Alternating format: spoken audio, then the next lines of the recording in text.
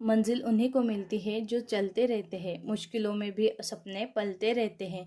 हिम्मत टूटने मत देना कभी अपनी, क्योंकि सितारे अंधेरे में ही चमकते हैं।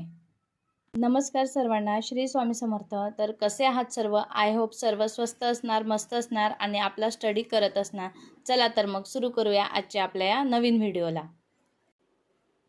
दिवसाची सुरुवात सकाळी 4 वाजेला झाली. अलाराम वाजला आणि उठले. सर्वात आधी फ्रेश झाले आणि मग गरम पाणी पिऊन दिवसाची सुरुवात केली आणि लगेच अभ्यासाला बसले. सकाळी सर्वात आधी मी मराठीचा अभ्यास करायला सुरुवात केली. त्यामध्ये मी लिंगविचार हा चॅप्टर केला.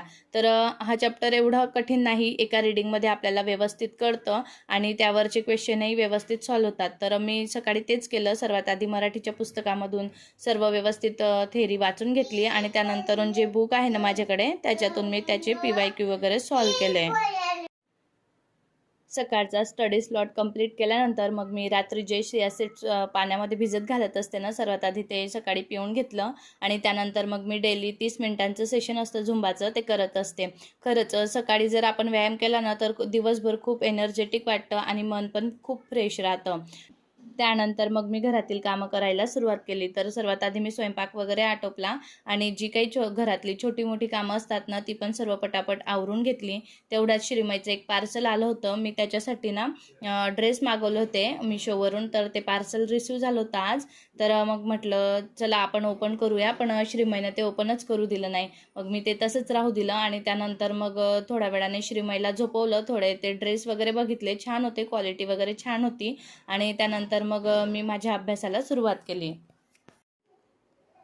तर दुपारच्या स्टडी स्लॉटमध्ये मी इतिहासाचं जे गव्हर्नर जनरल आणि व्हाईसरॉय हे चॅप्टर अभ्यासायला सुरुवात केली.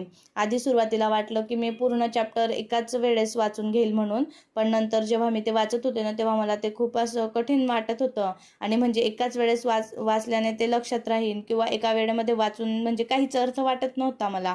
मग म्हटलं चला आपण 2 टप्प्यांमध्ये आपण हे चॅप्टर कंप्लीट करूया.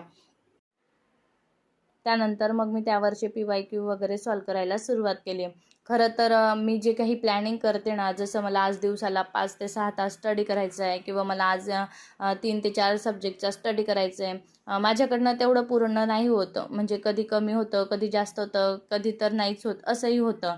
पण ठीक आहे, मी एक रोज हाच विचार करत असते की आपण जर एकदम ब्रेक दिला कोणत्याही गोष्टीला तर आपण परत नव्याने सुरुवात करावी लागणार आपल्याला. म्हणून मी रोज थोडं का होईना, ठीक आहे, एक सब्जेक्ट तर एक सब्जेक्ट, एक चॅप्टर तर एक चॅप्टर, पण थोडं का होईना पण मी रोज थोडा थोडा अभ्यास करत असते. इतिहासाचा टॉपिक कंप्लीट केल्यानंतर मग मी इंग्लिशचं जे आर्टिकल चॅप्टर होतं ना त्याचं पण एक वेळेस रिव्हिजन करून घेतलं, कारण मला आधीच त्याच्यामध्ये खूप कन्फ्युजन होत होतं आणि मला कळत नव्हतं. म्हणून म्हटलं चला आपण परत आता एक वेळेस याची रिव्हिजन करून घेऊया.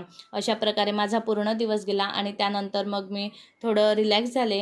श्रीमईच्या पप्पांनी आणि मी थोडी कॉफी घेतली आणि अशा प्रकारे माझा दिवस गेला. आशा करते तुम्हाला आजचा माझा हा छोटासा व्हिडिओ आवडला असेल. तर असेच माझ्या अभ्यासाच्या जर्नीमध्ये माझ्यासोबत राहण्यासाठी नक्की चॅनलला सबस्क्राईब करा, लाईक करा आणि शेअर करायला विसरू नका. थँक्यू.